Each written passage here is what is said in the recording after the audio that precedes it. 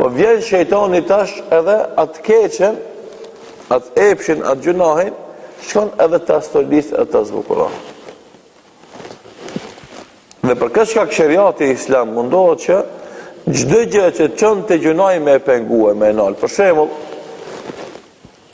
te puna e gruas femrës, që zakonisht mashkulli si mashkull, anon ka ajo. Edhe kundërta.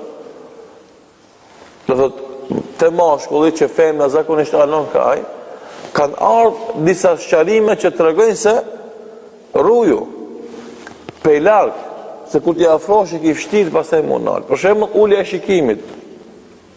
Pse ulja e shikimit? Se Allahu Dhu Xhelal ka dashur që femrën e ka kryer të bukur. Edhe kjo është urtësi. Pse që me pas afërsi buri me gruan, mashkullin me femrën. Edhe ato i pëlqen njëri tjetrit për shkak të gjërave që i ka njëri dhe si ka tjetri.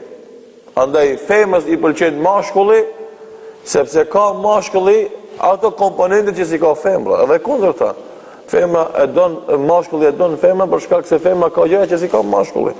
Dhe ato janë tërheqës për njëri tjetrin. Mirë po kur bën halal për njëri kur të është martesa. E para martesës ki elemente, ule shikimin, element ndihmës. Pastaj në anën tjetër e ka ndaluar femrën që të del e zhveshur.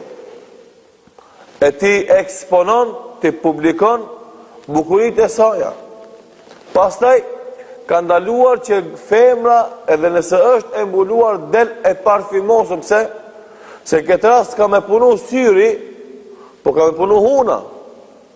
Edhe ka me nuhat aromën e këndshme të parfymit, edhe ka me e angazhu edhe shikimin, tash e ndite aromën edhe hape syt. Po çka është edhe më interesant? Thot pejgamberi sallallahu alaihi wasallam, kur del një femër nga shtëpia, i bashkangjitet shejtani asaj femrës dhe e stolis atë në sytë e mashkullit. Edhe kjo, për shembull, kush në gjën për herë të parë, i duket e paqartë. Ama kush fillon me analizu jetën, e merr vesh se shumë është i saktë. Se sa meshkuj janë dashuruar ndo femra që ndoshta nuk kanë edhe aq të bukura.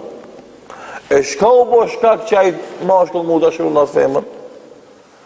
U bo kjo që e ka thonë pejgamberi alayhis salam, se kur ka dalë femra nga shtëpia, i është bashkangjit shejtani asaj dhe e ka stolis, e ka zbuluar atë në syrin e atij mashkull që ka dalë ai në start për shtëpisë, për me hap syt, me hap hunën, me nuhat aromën e femrave dhe me pa femrat, edhe ka ardhe është stolis ajo për te dhe ti ju ka duk hyri e xhenetit.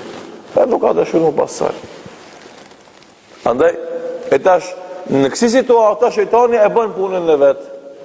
Kush të mbron ty prej rënjes në këto kurthe, shikoni që janë një pas nëshme, nuk është veç një. Imani, devotshmëria, sinqeriteti në adhurim, veç këto mund me të bëjt. Për ndryshe, e ki fështirë. E ki fështirë vetë me i bobal, me i rezistu këtë gjëra. Se i e kryuti me i dashtë të gjëra. E se nalesh nëse së ndihmon Allahu Dhu Xhelal. E së ndihmon Allahu atë kur të kishti iman, devotshmëri, sinqeritet, e kështu me rast.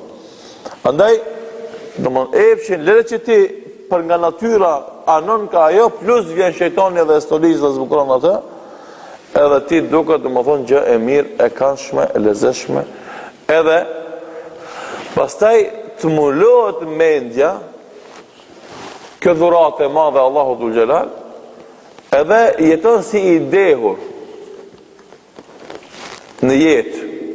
E shef se ti përshkon nga bim ka e keq, ama kënaqësia e përjetimit të gjunave për momentin, përkohësisht, të deh nga dhe të pengon të shohësh fundin ku çon. Bot mjegull për palla. Nuk e shef se ka jetë shku, se rruga jote është drejt greminës, drejt skëteras, drejt fundit keq. Ama ti nuk e shef se je dehë në epshet e momentit, në kënaqësitë e përkohshme, edhe nuk e shikon fundin kur qenë ata.